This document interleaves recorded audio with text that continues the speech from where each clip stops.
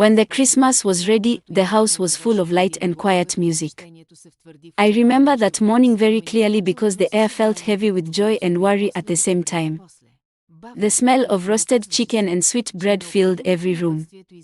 Outside, the sun was soft and warm because December in our country was never cold.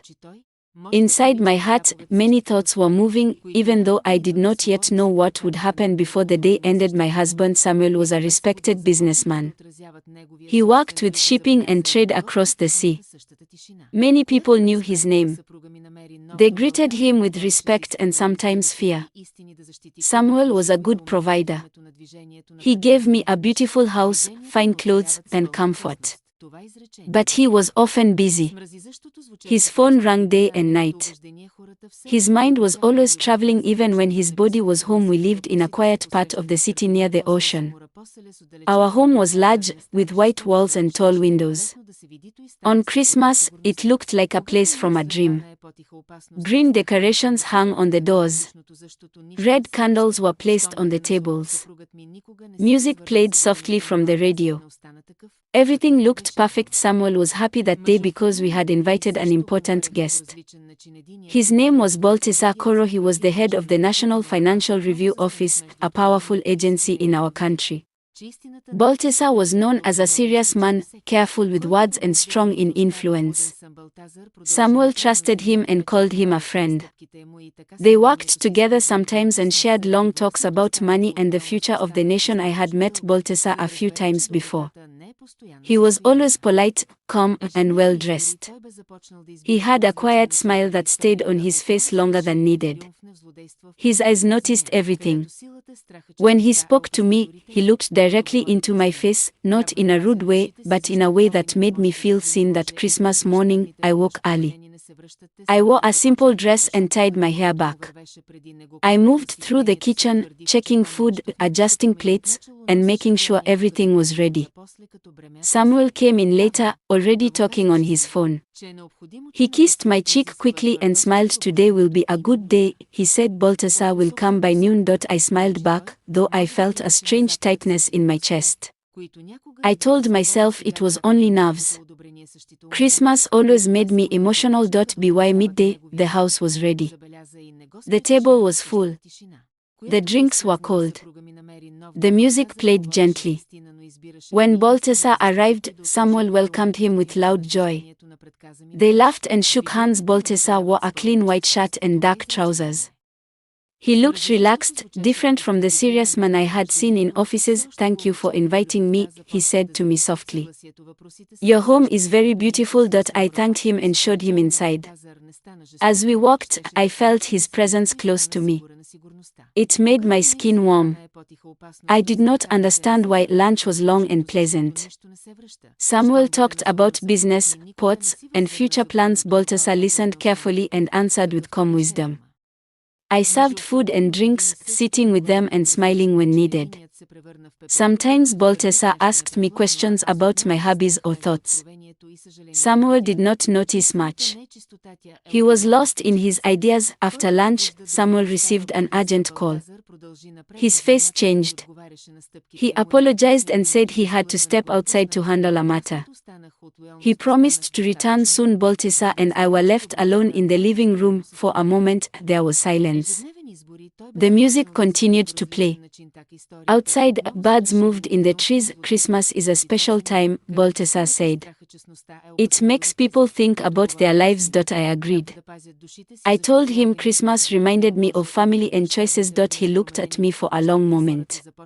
"Sometimes," he said slowly, "people live correct lives but feel empty inside." His words touched something deep in me.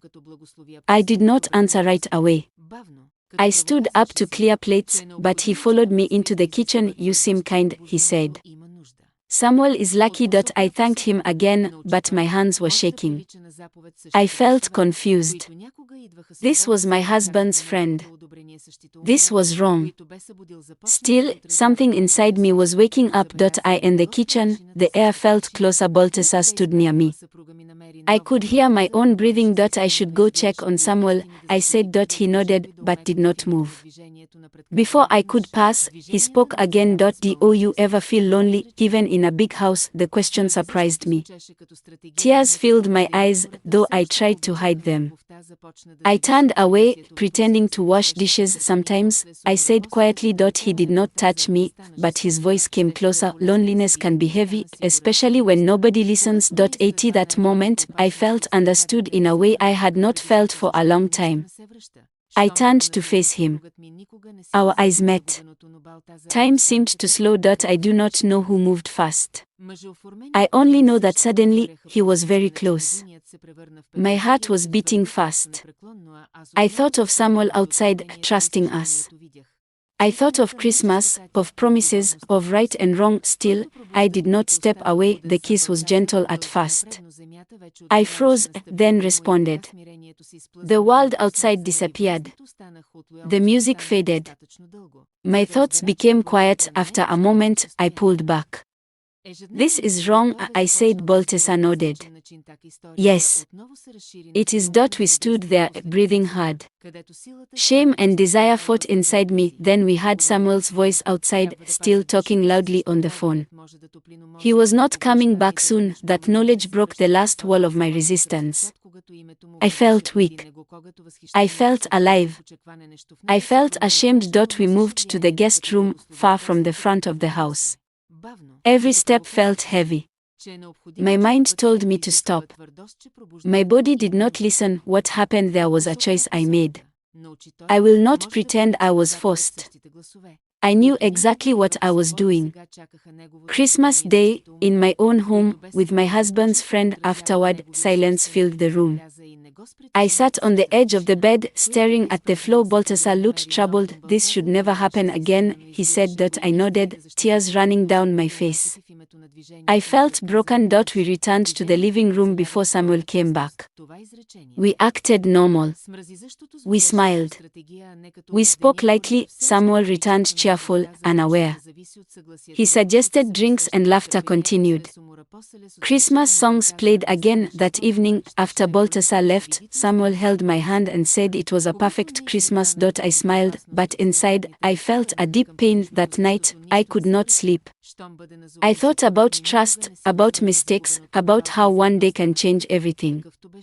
I realized that comfort is not the same as happiness, and silence can destroy more than anger. Christmas passed, but the memory stayed with me forever. After that Christmas, our life began to change slowly, though everything seemed normal on the outside.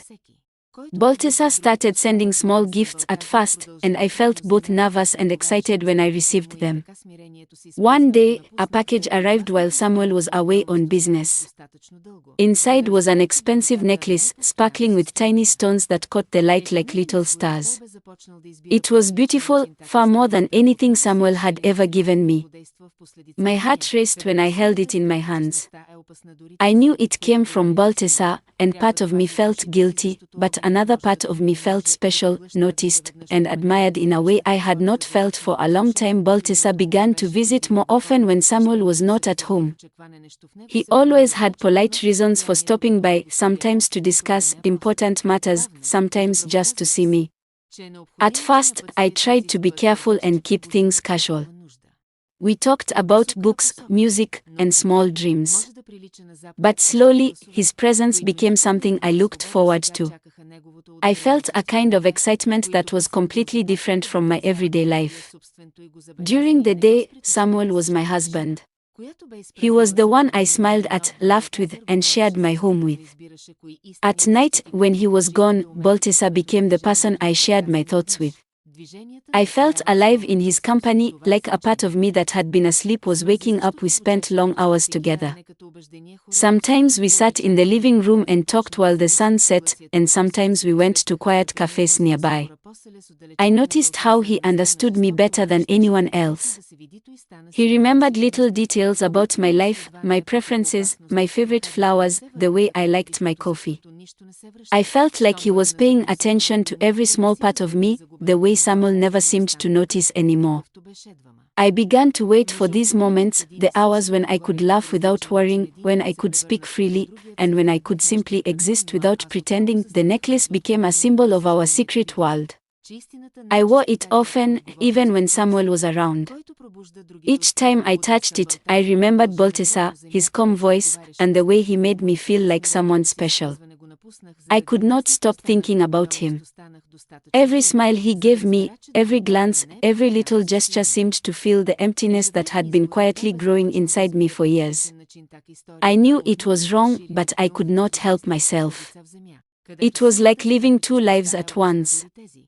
During the day, I was the devoted wife, and at night, I was someone who could dream and feel freely. Over time. Our meetings grew more frequent.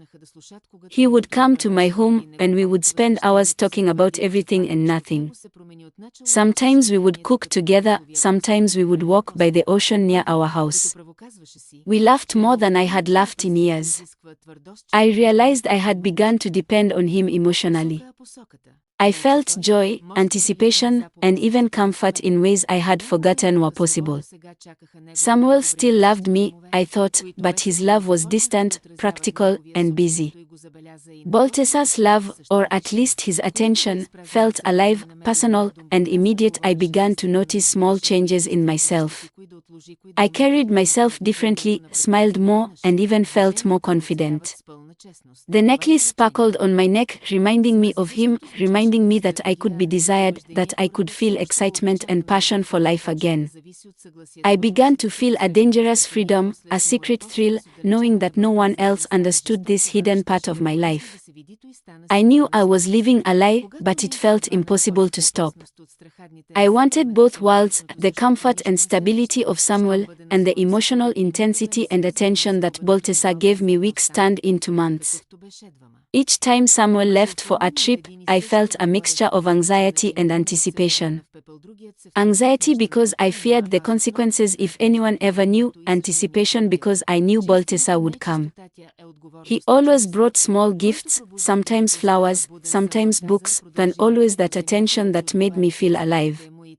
I started to imagine a life in which I could have both the stability of my marriage and the excitement that Balthasar brought. I knew it was dangerous thinking, but I could not stop myself. My heart and mind were split between two worlds, two kinds of love, two kinds of lives at the same time. I began to reflect on Samuel. I loved him in the way a person loves someone who built a life with you, someone who protected you and provided for you. But I had started to notice that love alone was not enough. Samuel was kind, reliable, and steady, but he was distant. He could not see the parts of me that needed excitement, attention, or understanding. Balthasar, on the other hand, saw everything. Every little thought, every hidden emotion, every tiny fear or joy. And in return, I offered a part of myself I had hidden for so long. Living this way was difficult. I felt guilty almost constantly. Sometimes I cried quietly when Samuel slept, ashamed of my desires and my divided heart. Other times, I laughed quietly when Balthasar said something that only I could understand. I knew I was walking a dangerous line, and every day I wondered how long I could keep this secret before everything fell apart. Despite everything, life seemed to continue normally on the outside. Samuel would return home with his usual energy, happy and unaware. I would smile, laugh, and care for him as a devoted wife. But beneath that calm surface, the storm of emotions raged inside me. The necklace glimmered in the soft light, a reminder of the life I was living in secret, the life that made me feel alive, the life that taught me that happiness could come in many forms, and sometimes in ways that were messy, complicated, and full of contradictions. One afternoon, Balthasar came to my home while Samuel was away on a business trip. The sky was soft and grey, and the house smelled faintly of roasted chicken from the morning. I had been cleaning and arranging flowers in the living room when he arrived. He smiled at me as he always did, that quiet, calm smile that made my heart beat faster even when I told myself it was wrong. We talked for hours about small things, books we were reading, news from the city, and memories from our childhoods. It was easy and comforting, and I felt, for the first time in a long time, like someone truly understood me. We sat in the living room with tea and biscuits. The sun was starting to set, and the light made the walls glow softly. I laughed at something he said, and he laughed with me, not at me, and the sound filled the quiet house. I felt a sense of freedom, a secret happiness that I could not share with anyone else. For that moment, the world outside did not exist. I thought of Samuel, far away, working as always, and I felt a mix of guilt and excitement. Suddenly, the sound of the front door opening stopped my heart. Samuel was home early, far earlier than I had expected. He had finished his meeting quickly and decided to surprise me. My hands froze on the teacups, and my chest tightened. Balthasar looked at me, his expression calm but alert, as if he already understood the danger. I felt trapped. Samuel entered the living room, smiling, holding a briefcase. "Hello, my love. I didn't expect to be home so soon," he said cheerfully. I forced a smile and went to greet him, my hands trembling slightly.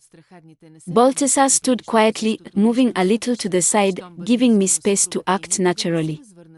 Samuel hugged me, kissed my cheek, and sat down to talk about his day.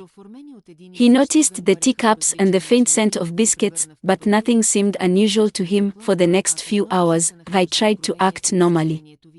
We talked about Samuel's trip, his meetings, and the plans for the next week. Balthasar stayed in the corner, calm and polite, drinking his tea silently. My heart was pounding. Every glance between Balthasar and me carried a weight that Samuel could not see, but I could feel it. I realized how delicate this balance was, and how easily it could be broken. After that day, I began to notice subtle changes in Samuel. He seemed quieter, more thoughtful. Sometimes he stared at me in a way that made my stomach twist. He asked simple questions about my day that seemed normal but felt like tests. I tried to answer casually, but I knew he was noticing things, small things, like my nervous smiles, the way I laughed at certain words, and the little flinches when I received messages on my phone. Balthasar also changed his behavior. He stopped calling me on the phone so often.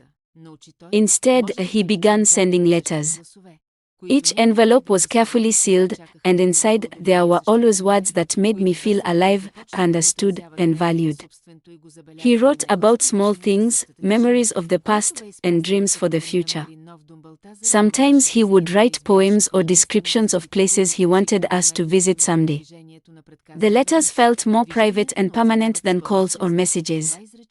I hid them carefully in my room, reading them slowly, savoring every word. As the weeks passed, Samuel's attention to me seemed to grow. He started noticing little things he had ignored before. A faint perfume I wore, a sudden interest in music he did not understand, small changes in my routine. He did not say anything directly at first, but his eyes seemed sharper, more aware. I could sense that he was detecting the invisible threads connecting me to Balthasar. It made me nervous and careful, but also guilty and excited in a way that I could not control. Balthasar's letters became more frequent, arriving almost every day. Each one was carefully written, thoughtful, and precise. They contained questions about my happiness, comments about things we had talked about before, and expressions of care that Samuel could never notice. I began to rely on these letters emotionally. When Samuel was at work or traveling, I would sit quietly in my room, reading Balthasar's words, imagining his voice in my head. They became a secret world of comfort, warmth, and excitement that I could not share with anyone else. At the same time, Samuel's suspicion grew. He began to ask more questions about my activities, my friends, and even my small habits. Sometimes he would find the letters if I forgot to hide them carefully. He would not accuse me directly, but his eyes would linger on me, studying me, and I could feel the weight of his understanding pressing down. I realized that living this secret life was becoming riskier. Every visit from Balthasar, every letter, and every smile I shared with him carried danger. Despite the risk, I could not stop myself. The letters, the quiet visits, and the small moments of connection gave me something I had lost. I felt alive, noticed, and important again. I knew Samuel's attention and love were real, but they were no longer enough to fill the emptiness inside me. Balthasar's presence, though secret, awakened parts of me that had been dormant for years. Over time, the tension in the house grew. Samuel's suspicion, Balthasar's letters, and my own guilty excitement created a delicate balance. I lived each day carefully, pretending to be the devoted wife, smiling and laughing when needed, while secretly living another life, full of hope, connection, and dangerous pleasure. Each letter from Balthasar reminded me of the world I could not show, and each glance from Samuel reminded me of the life I could not abandon. I began to understand the complexity of love and desire. Happiness was not simple. Life was not simple. I had two worlds, one of comfort and safety with Samuel, and one of emotional intensity and freedom with Balthasar. Each day became a careful dance, balancing secrecy, loyalty, and longing. I knew that eventually, something would have to give, and the weight of these hidden emotions would shape everything that came next. By early 2024, the tension in our home had become almost unbearable. Samuel's quiet suspicion had grown into a careful watchfulness. He noticed small things I could no longer hide, the lingering scent of perfume that wasn't his, the occasional letters I forgot to put away, the subtle excitement in my voice when I spoke of trivial things. I tried to maintain my calm, pretending that everything was normal, but the truth was growing heavier every day. One afternoon in June, everything finally came to a head. Samuel returned home unexpectedly, earlier than I had known he would, and I had Balthasar in the living room. I had thought the house was empty, that I had time alone with him, as I had so many times before. But the moment Samuel stepped inside, his eyes fell on the two of us. I could see the shock, the hurt, and the anger in his face. It was as if he had been holding his breath for months, and that single moment released it all at once. Samuel did not speak at first. He simply stood there, staring. My heart sank. Then I realized that no excuse, no lie, could repair the damage in that instant. Balthasar looked at me, his calm expression replaced with worry and something like regret. I felt a crushing weight of guilt. I had tried to balance two worlds, but now they collided in the harshest way possible. After a long, tense silence, Samuel spoke. His voice was quiet, but every word was firm. He told me that he could no longer trust me. He said that our marriage had been built on love and care, but it was now broken beyond repair. I tried to explain, to apologize, to tell him that it had been complicated, that I had been lonely, that I had made mistakes, but nothing could reach him. His decision was final. In June 2024, our divorce was finalized. Samuel moved out with quiet dignity, taking his things and leaving our home, which suddenly felt empty and cold. I stayed behind, surrounded by the silence of a house that had once been full of life, laughter, and music. The freedom I had secretly longed for came at a terrible cost. Balthasar also disappeared from my life after that day. He stopped sending letters, and I did not hear from him again. Part of me was relieved, part of me was heartbroken. I realized that he had been a part of a secret world that could not exist openly. I had loved the attention, the understanding, and the excitement he brought into my life, but I had also come to understand that it was not real life. It was a temporary escape from reality. At first, living alone felt strange and lonely. The house seemed larger than before, the silence heavier. I spent hours thinking about my mistakes, about the choices I had made, and about the people I had hurt. But gradually, I began to understand something important. This was my chance to live for myself. I did not have to hide my feelings, pretend to be someone I was not, or depend on the attention of others to feel alive. I started small, taking control of my daily life. I cooked meals for myself, rearranged the house, and took long walks by the ocean to clear my mind. I discovered the joy of simple routines, of moments spent in quiet reflection. I returned to hobbies I had abandoned years ago, reading, painting, and writing. I even began to travel a little, exploring new places and meeting people, learning about the world outside the walls of my home. Over time, I found a sense of peace. I realized that happiness does not always come from love or attention from others. Sometimes, it comes from knowing yourself, making your own choices, and building your own life. I learned to forgive myself for my mistakes, to accept the consequences of my actions, and to move forward with strength. By the end of the year, I was no longer the woman who had depended on the secret attention of another man to feel alive. I was independent, confident, and free. I still remembered Samuel and Balthasar, and I still carried the lessons they had taught me, the importance of trust, the danger of secrecy, and the value of self-respect, but I no longer let them control my happiness. From that day onward, I began living my own life, fully and honestly. I learned to embrace solitude as a friend, to celebrate my own successes, and to create a future that was mine alone. Life was not perfect, and I still faced challenges, but I faced them with courage and clarity. The past would always be a part of me, but it no longer defined me. I had found freedom, and with it, a new beginning.